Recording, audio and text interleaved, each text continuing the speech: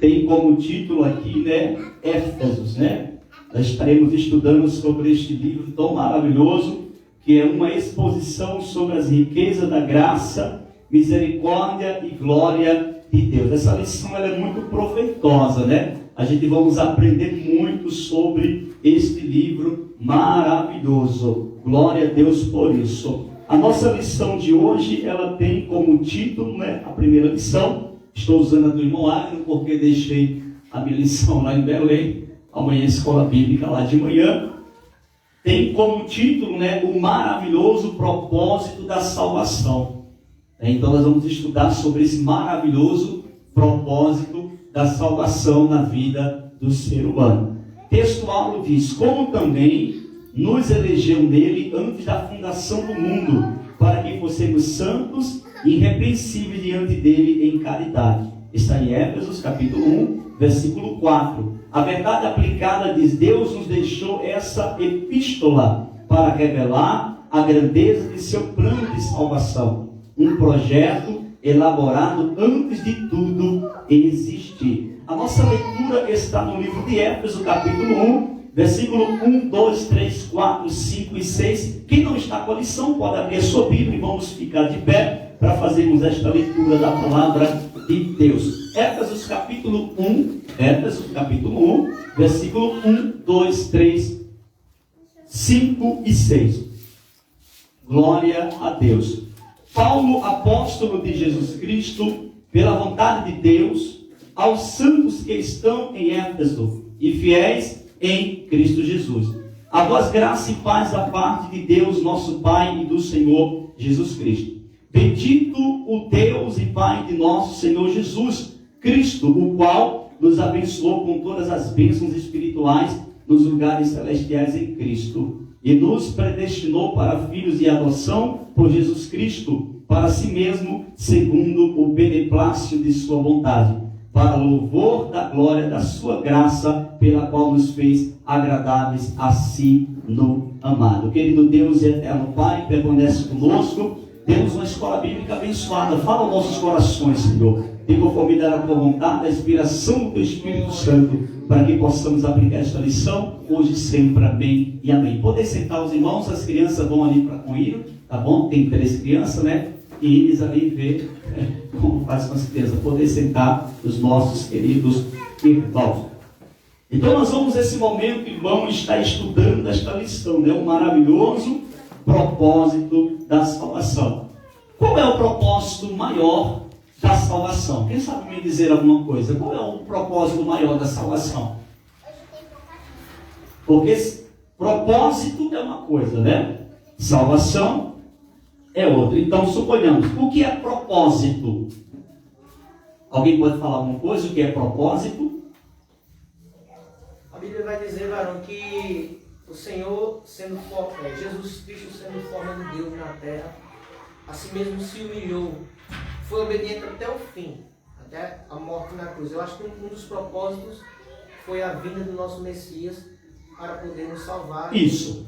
Propósito é aquilo que é estabelecido, Você lança um propósito na sua vida, não é isso? Você lança um propósito e o que acontece? Deus, Ele é aquele que realiza, não é isso? Como é o nome da senhora?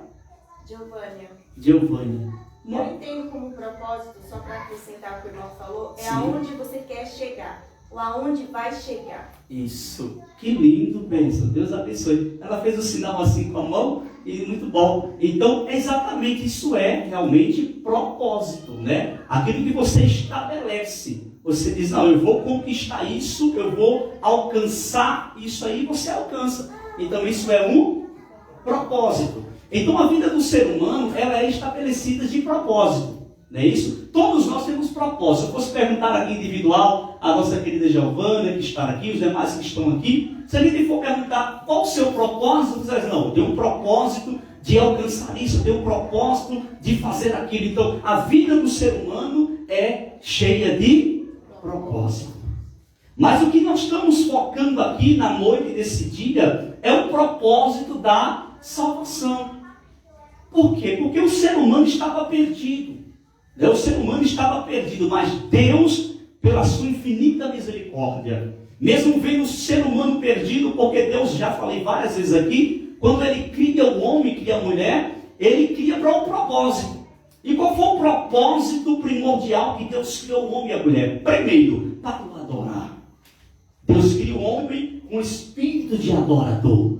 E segundo, o propósito que Deus estabelece para o homem é para ele dominar. Por isso que quando Ele cria tudo, Ele olha para Adão e fala, ó, dominai a terra.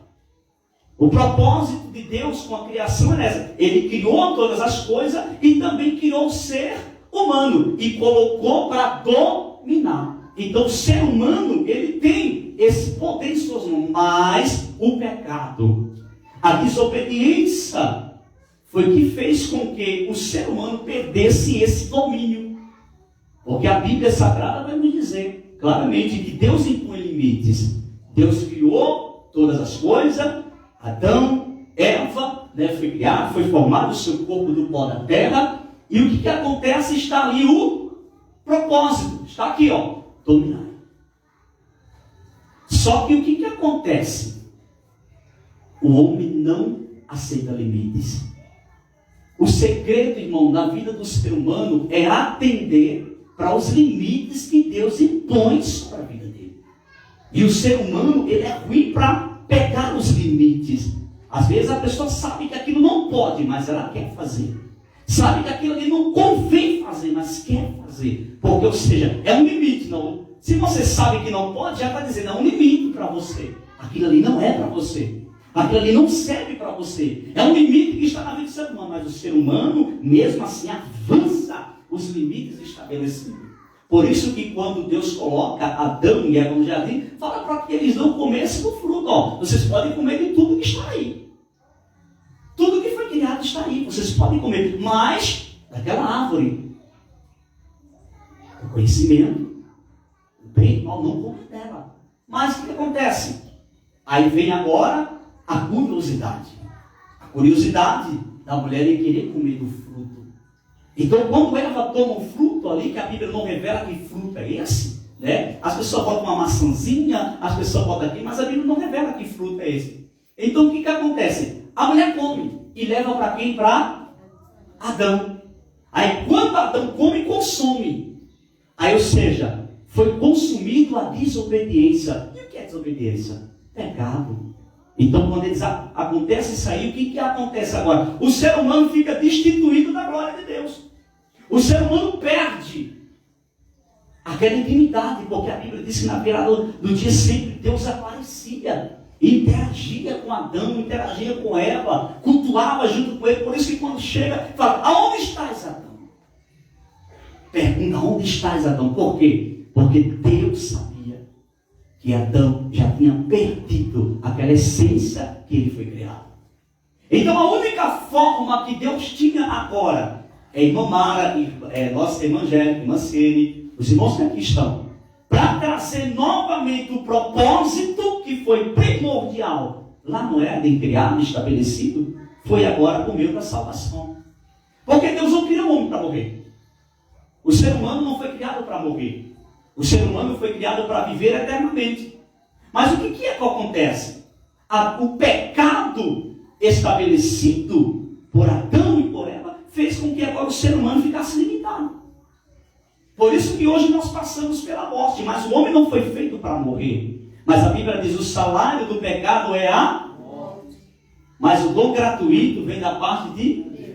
Então o propósito da salvação era esse, era resgatar de volta a integridade da humanidade. A Bíblia diz que Deus olha do céu à terra e não vê aqui um justo sequer. Ou seja, todo mundo estava distanciado, afastado da presença de Deus. Então o propósito agora era esse, não. Alguém tem que morrer. Alguém puro, alguém sem pecado, alguém perfeito tem que morrer para trazer de volta a humanidade para a presença dele. Então o que aconteceu? Deus enviou agora o seu único filho, Jesus, para resgatar, com esse propósito da salvação, resgatar e salvar toda a humanidade. Porque a Bíblia diz que Deus, ele ama o pecador, mas ele aborrece o pecado. Amém, meus irmãos? Vamos agora para a nossa introdução. Tem mais alguém com isso? Tem. Por favor, alguém leia a introdução da nossa lição, por favor. A introdução.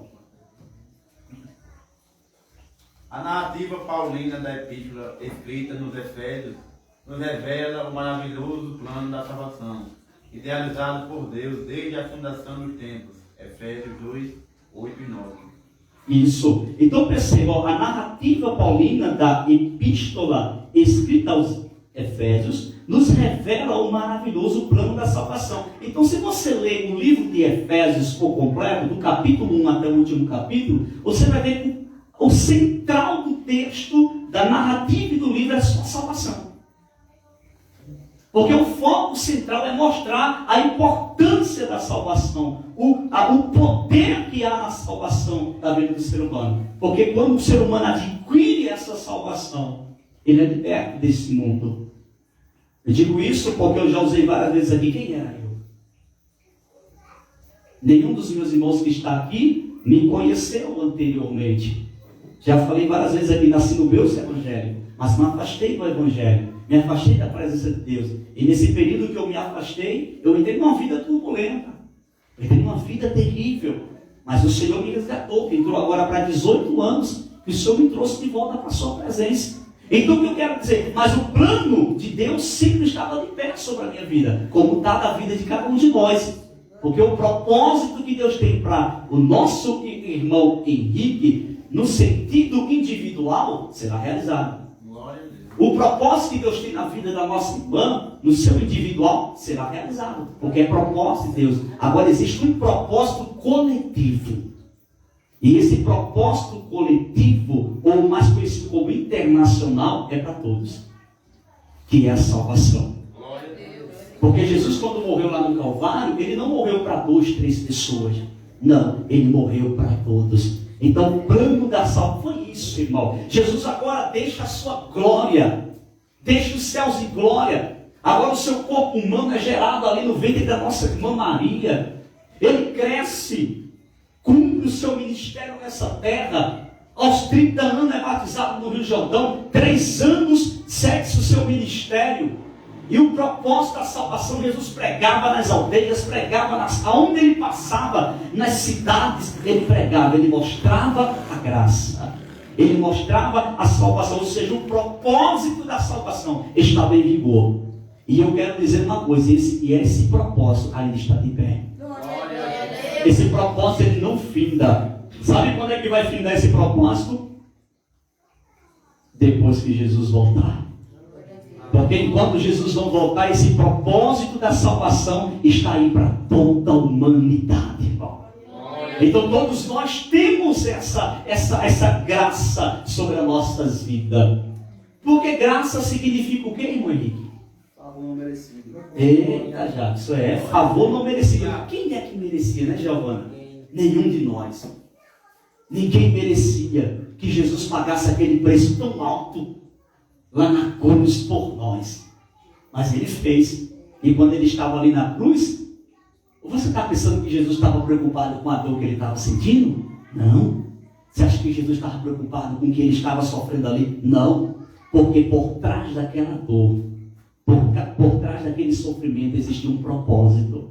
E o propósito era maior do que o sofrimento. E qual era o propósito? Salvar a todos. Por isso que Jesus, quando chega no último minuto ali, ele diz: Pai, nas tuas mãos eu entrego o meu espírito. Mas antes dele falar isso, ele olhou assim e disse: Senhor, Pai, perdoa eles, que eles não sabem o que estão fazendo. Porque a Bíblia diz, irmão, que o Deus desse século cega o entendimento. Às vezes o ser humano não consegue entender. Olha para esse mundo, pensa que é uma coisa comum, olha para os prazeres desse mundo. Eu digo isso porque eu vivi aí fora. Eu sei o que é esse mundo. Eu sei o que é. O que você imaginar, eu participei aí fora. E quando a gente está lá fora, é uma vida diferente. O nosso entendimento é diferente. O nosso olhar é diferente. Parece que tudo é normal. Mas por trás daquilo tudo, existe o adversário nos prendendo, tentando destruir nossa vida, nossa família, acabar com nossos sonhos. Por trás de tudo aquilo existe isso. Mas Jesus não. Jesus veio para salvar, libertar e mudar a vida do ser humano. Glória a Deus. Não tem nada perdido, irmão. Enquanto o ser humano tem fôlego de vida, não tem nada perdido para ele. A vida pode estar do jeito que tiver, mas enquanto tiver fôlego de vida, não tem nada perdido para ele. Diga glória a Deus por isso. Irmão Henrique, por favor, me ajude na leitura. Tópico 1, por favor, conhecendo a epístola aos Efésios. A epístola aos Efésios relata a fantástica história da salvação humana.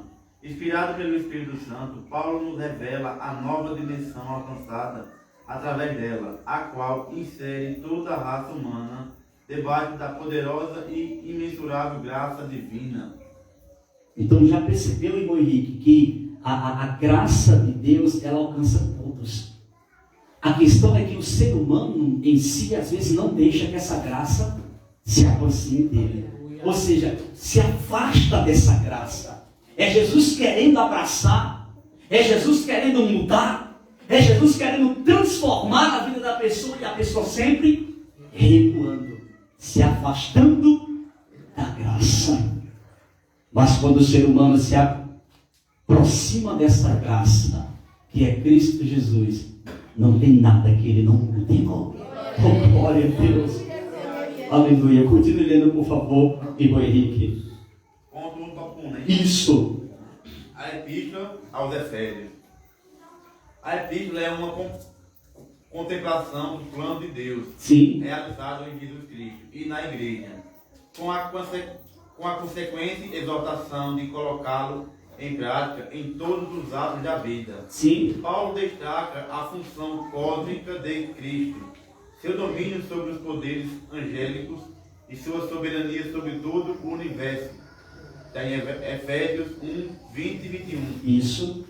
A igreja é apresentada como resultado da obra salvífica Sim. de Cristo, sendo seu corpo a plenitude daquele que cumpre tudo em todos. Olha que lindo. Efésios 1, 22 e 23.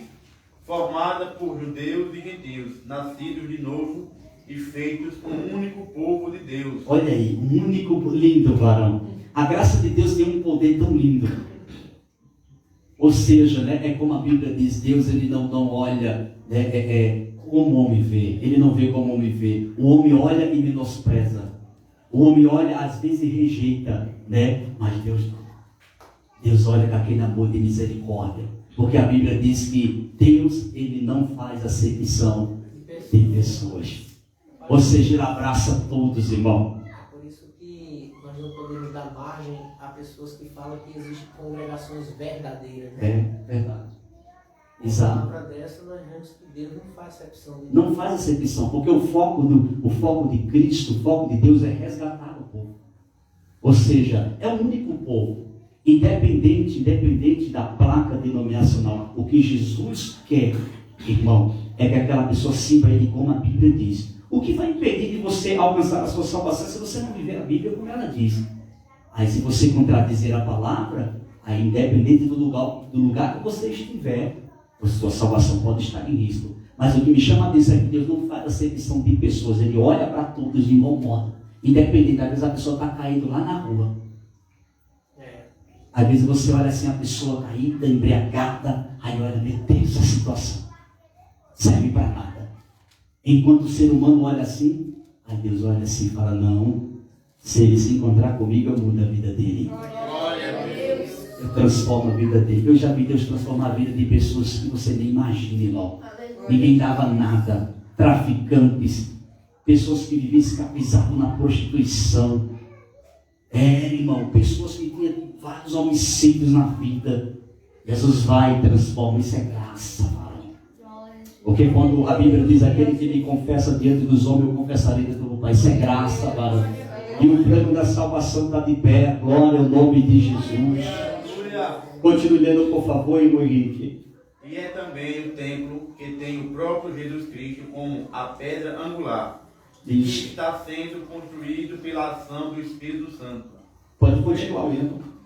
Efésios 2, 19. Isso e 20 ao 22. Ponto 2, tópico 1. Sim. A apresentação do ministério de Cristo e da igreja. A carta começa com um hino solene que reflete as características do estilo litúrgico que é inspirado nas grandes bênçãos judaicas. Sim. Seu tema é o ministério de Cristo, Efésios 3:3-4. Isto é, o desígnio divino da salvação, escondido em Deus desde a eternidade, anunciado pelos profetas e plenamente realizado em Jesus Cristo. A iniciativa deste desígnio pertence ao Pai. Foi Ele quem nos escolheu Sim. e nos predestinou para sermos seus filhos adotivos. Segura aí, irmão Henrique, porque isso é muito lindo. Foi quem que nos escolheu? Ele. Ele nos escolheu. Aí quando nós vamos para Jeremias capítulo 1, versículo de número 5, o que diz lá? Antes que eu te formasse no ventre da tua mãe, eu te conheci. E antes que saísse da madre, te santifiquei. Olha que lindo, isso aqui foi para Jeremias. E as nações te dei como profeta. Então isso mostra que Deus nos conhece desde o ventre da nossa mãe. Olha que coisa linda. Então, meus queridos, Ele nos conhece. Muito antes de você ouvir falar de Jesus, Ele já te conhecia. Muito antes, irmão Ed, do Senhor dizer assim, hoje eu vou tomar minha decisão, eu vou entregar a minha vida para Jesus. O projeto já estava traçado. Jesus já estava traçando os projetos para a sua vida, Ele só estava esperando a sua iniciativa. Ele só estava esperando o seu passo, porque o projeto já estava traçado. Era salvar a sua vida, libertar.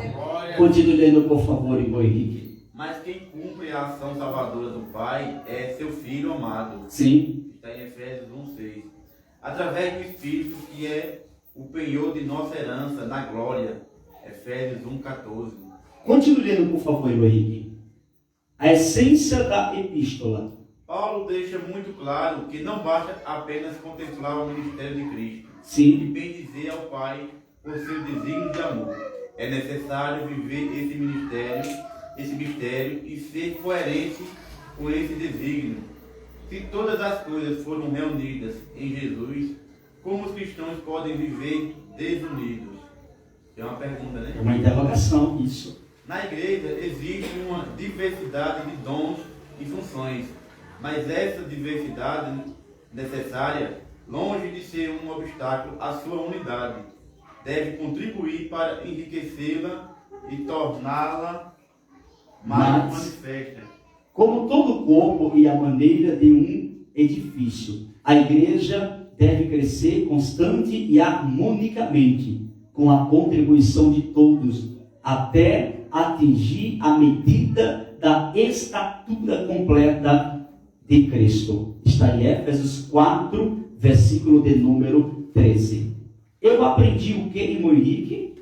Inspirado pelo Espírito Santo, Sim. Paulo nos revela a nova dimensão alcançada através da salvação, a qual insere toda a raça humana debaixo da poderosa e imensurável graça divina. Olha que lindo, né? Tópico 2. Os privilégios concedidos por Jesus Cristo. Paulo sabia reconhecer perfeitamente que Deus era a verdadeira fonte de onde tudo se originava.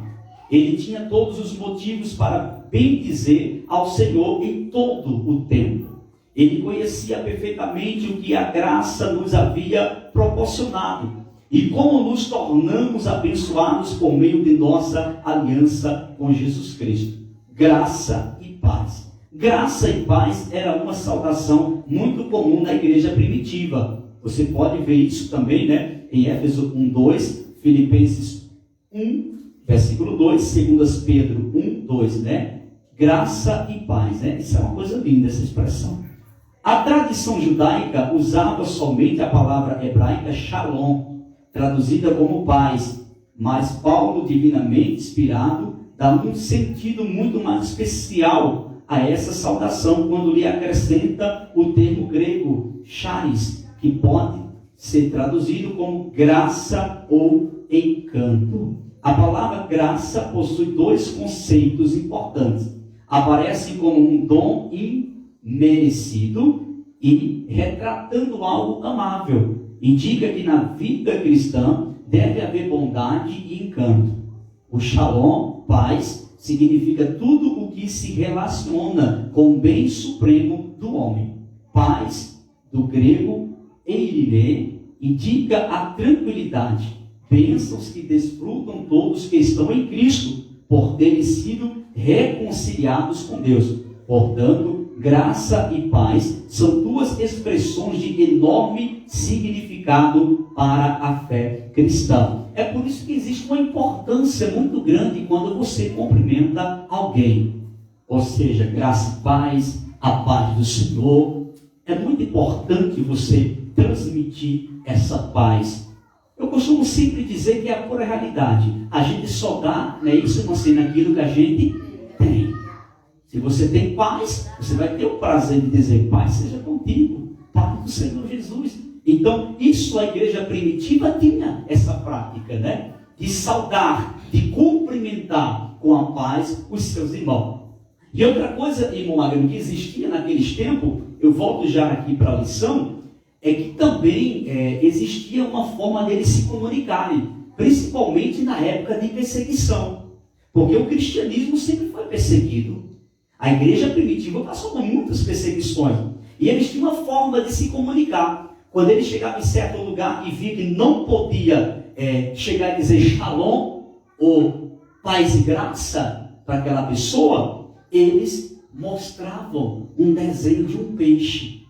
Eles chegavam, eu vou descer aqui para deixar bem claro isso, eles pegavam na areia, se curvavam, né, quando identificava aquela pessoa que era cristã, ele chegava perto daquela pessoa ali, se inclinava e desenhava um peixe. Aí desenhava um peixe, aquela pessoa sabia que era cristão. Aí o outro desenhava também um peixe. Ou seja, eles se cumprimentavam com esses sinais. Isso aqui é história, isso aqui é estudo. E isso é muito lindo. Porque existiu momentos, varão, que o povo de Deus ficou numa prensa tão terrível que eles não podiam nem sequer anunciar o Evangelho.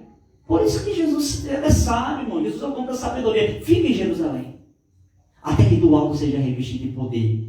Eles precisavam desse revestimento de poder. Ou você está pensando que foi fácil, depois que eles receberam esse revestimento de poder, sair pelas ruas dizendo: Jesus ressuscitou, Jesus está vivo? Porque o pessoal da época queria cumprir isso aí, não queria que isso fosse anunciado. Muitos chegaram a dizer: não, roubaram o corpo dele, tiraram o corpo dele do túmulo, ele não ressuscitou. Então os servos de Deus naquela época pagaram um preço muito alto. Teve momentos que eles evangelizavam secretamente, falavam de Jesus secretamente. Até que chegou um momento, irmão, que as portas foram escancaradas. Cada dia o número crescia. Começou a crescer logo no dia de Pentecoste, quando o avivamento desce, o revestimento de poder desce, que Pedro sai para fora, começa a pregar, quase 5.000 almas se convertem. Começou ali, aí ninguém conseguiu mais segurar ninguém, irmão, e o evangelho chegou até hoje, mas não foi fácil. Até o apóstolo Paulo, que mais conhecido como apóstolo Paulo, antes, né, mais conhecido como Saulo de Tarso, perseguida, tentou parar a igreja, tentou parar a marcha. Vamos fazer uma coisa: se nós encontrar um cristão pregando, vamos matar. Pediu carta, e ela vai lá no capítulo 9 de Atos dos Apóstolos, cheirando ameaças. Se encontrasse um cristão para matar, qual é o objetivo? Calar. Qual é o objetivo? Parar o povo para não anunciar que Jesus tinha ressuscitado, porque eles não queriam que o povo acreditasse que Jesus havia ressuscitado. Mas Jesus ressuscitou, está vivo, e é por isso que nós estamos aqui. Glória a Deus. Me ajude aí, onde foi que eu parei? Continue aí, irmão Henrique, por favor. O senhor parou aqui quando doido, toca doido, foi? Isso, perfeito, Henrique. A fonte de onde tudo se origina. Isso, pode ler, irmão, por favor. Dirigindo-se ao povo de Efeso, Paulo faz duas importantíssimas colocações. Sim. Acerca de si mesmo e de seu apostolado. Ele não usa de vanglória quando afirma que se tornou apóstolo pela vontade de Deus. Efésios 1:1. Paulo vivia um assombro e uma grande admiração por Deus ter escolhido um homem como ele para tal missão. Ele sabia perfeitamente que sua eleição aconteceu devido à imensa graça de Deus, não porque fosse merecedor. Quem é que merece, né, irmão? Mas isso é graça. Em forma de gratidão, ele usa o termo bendito para dar exclusividade a Deus e legitimar aquele que é fonte de todas as bênçãos. Somente o Senhor é digno de ser chamado de bendito, porque Ele é a fonte de onde tudo se origina. Está em Éfesos 1, 3. Abençoados com todas as bênçãos espirituais. Paulo também nos apresenta duas poderosas perspectivas acerca das bênçãos divinas. Primeiro, ele fala da abrangência de nossas bênçãos. Temos todas as bênçãos espirituais. Éfesos 1, 3. No Antigo Testamento, Deus prometeu bênçãos materiais a Israel como uma recompensa por sua obediência. Deuteronômio 28, do 1 ao 13. Agora Ele promete suprir todas as nossas necessidades, segundo a sua riqueza. Está em Filipenses 4, 19. Em segundo lugar, Paulo fala da esfera das nossas bênçãos. Elas se encontram nas regiões celestiais, além das bênçãos que suprem as nossas necessidades terrenas. O Senhor tem bênçãos celestiais para nós capacitar para todas as coisas. Eu aprendi o que, irmão Henrique? O apóstolo Paulo sabia reconhecer perfeitamente que Deus era a verdadeira fonte de onde tudo se originava. Ele conhecia perfeitamente o que a graça nos e como nos tornamos abençoados por meio de Jesus Cristo. Então, meus irmãos, perfeitamente nós vamos nesse momento observar que o apóstolo Paulo, ele reconheceu, né? E é bom quando o ser humano reconhece perfeitamente essa graça, esse amor de Jesus pela sua vida. O prazer de Deus é salvar. O prazer de Deus é libertar a vida do ser humano. Ele não quer que ninguém se perca. A Bíblia diz que Deus não tem prazer na morte do ímpio, mas Ele quer que todos se arrependam da sua vil maneira de viver. Glória a Deus. Tópico 3. As grandiosas riquezas da graça.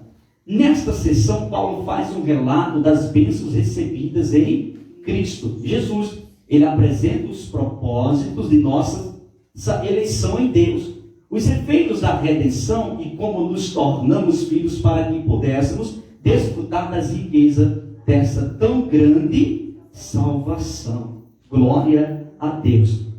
Eleitos em Cristo. A doutrina da eleição nos causa maravilha e perplexidade. O fato de que Deus nos escolheu mesmo antes de criar o universo nos revela a sua presciência e seu propósito. Paulo ressalta duas coisas maravilhosas: a divindas dessa escolha. Primeiro, ele nos escolheu. Essa escolha não parte da vontade de homem algum, porque quando ele escolhe, é ele que escolhe. A escolha de Deus é diferente da escolha do homem. O homem, ele tem sua escolha, sim ou não? Sim. Deus escolhe. Mas se você rejeitar, Ele não vai forçar. Ele não vai pegar você a força. Ele escolhe salvar todos. Ele escolhe libertar todos. Ele escolhe lançar sobre a sua vida e realizar os propósitos.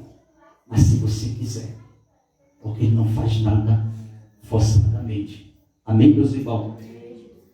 Me ajude aí, meu irmão Henrique, por favor. Ele não nos escolheu porque éramos bons, mas nos escolheu para que pudéssemos fazer algo de bom. Olha que coisa linda, né? Em segundo lugar, Ele nos escolheu nele, em Cristo, não em nós mesmos. Éfesos 1:4. Também nos escolheu com um propósito para sermos santos e irrepreensíveis. Por isso que a Bíblia diz o quê? Que sem santificação, o quê? Ninguém verá o Senhor. Tem que ter santificação. Glória a Deus. Uma poderosa redenção. A redenção da humanidade está intimamente ligada à ideia de sacrifício com derramamento de sangue. Levítico capítulo 17, versículo 20, Hebreus 9 e o versículo de número 22. A morte de Cristo e o derramamento de seu sangue precioso resultaram na remissão dos pecados de toda a humanidade. Desse modo, a redenção trouxe como efeito a nossa justificação diante de Deus. A graça que foi derramada sobre nós é tão poderosa que, além de quitar completamente nossa dívida diante de Deus, ainda nos abriu a porta de acesso para que pudéssemos conhecer as riquezas de sua graça. Acerca da graça, Paulo faz a seguinte afirmação: nos fez agradável. Romanos capítulo 3, versículo 23 e 24, capítulo 5 também de Romanos, versículo 1, e Éfesos capítulo 1, versículos 6 e 7. Filhos adotivos. Paulo nos diz que Deus nos predestinou para sermos adotados como seus filhos por meio de Jesus Cristo, de acordo com a pura perfeição de sua vontade. Éfesos 1, 5. A adoção é o ato pelo qual Deus coloca os que nasceram de novo em uma posição de adultos dentro de sua família.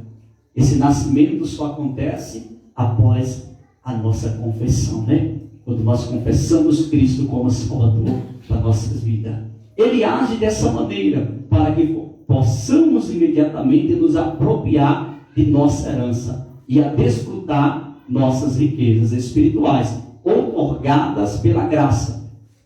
Um bebê não pode herdar legalmente uma herança. Gálatas 4, versículo 1, 7.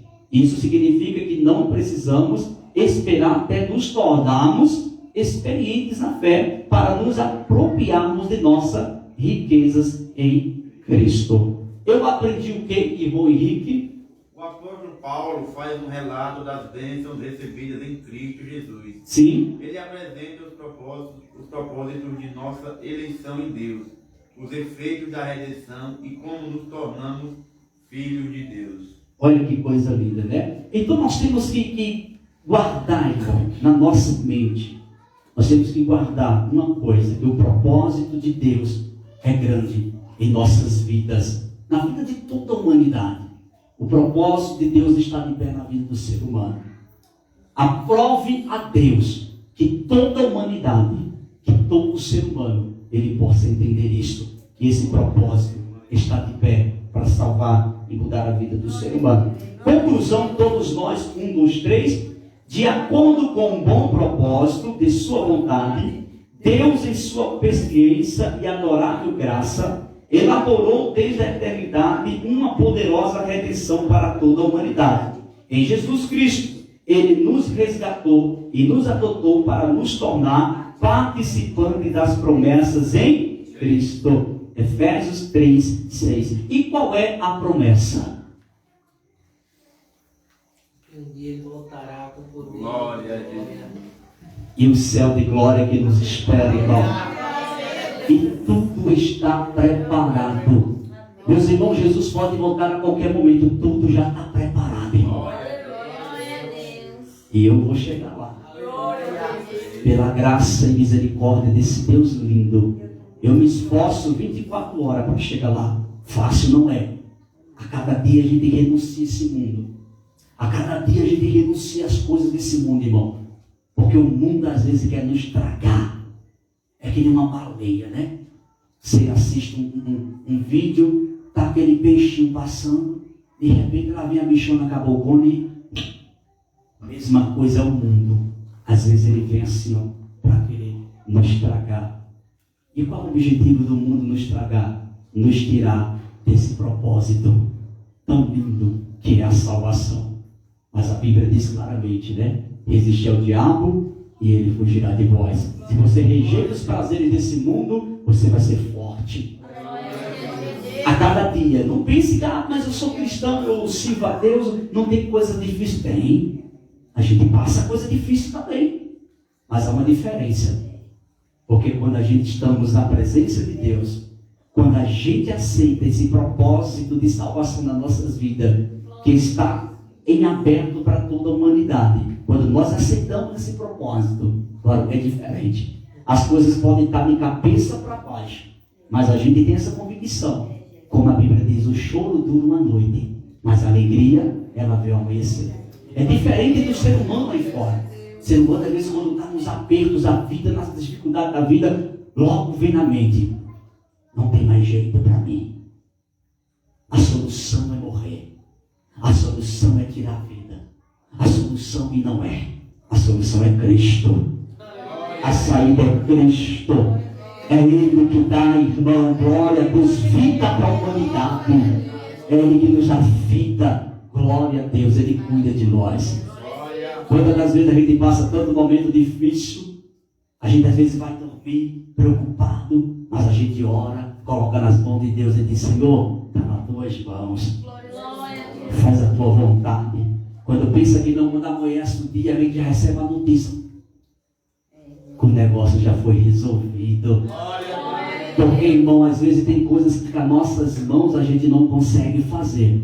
Mas se a gente convidar Deus e dizer: Senhor, está nas tuas mãos. Tudo está em ti, Senhor. Entrego tudo. Está aí. Faz a tua vontade. É diferente. Aí Deus disse: eu só estava esperando você fazer isso. Entrega nas minhas mãos, que eu faço o resto. Diga bem por isso. Amém, meus irmãos? Queridos, nesse momento vamos estar louvando ao Senhor com o hino da harpa cristã. Enquanto a gente recata os hinos de oferta, irmão Adino, por favor, louve ao Senhor com o hino 400 da harpa, por favor. E o nosso irmão Henrique faz esse trabalho. Eu vou pregar aqui. Posso subir lá? Glória a Deus. Não pode ser. Todos irmãos, com a paz do Senhor. Paz do Senhor.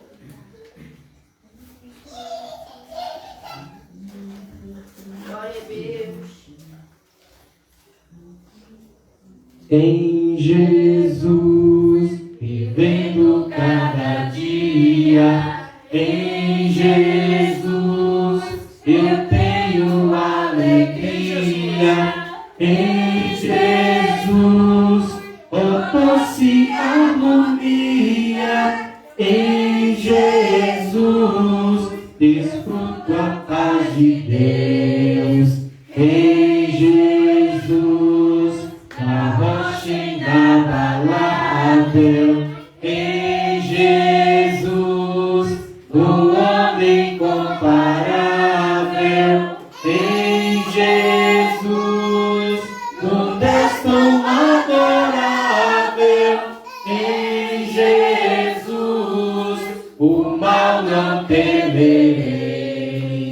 Em Jesus, a graça é infinita. Em Jesus, ó bênção inaudita. Em Jesus, minha alma é bendita. Em Jesus, eu tenho salvação.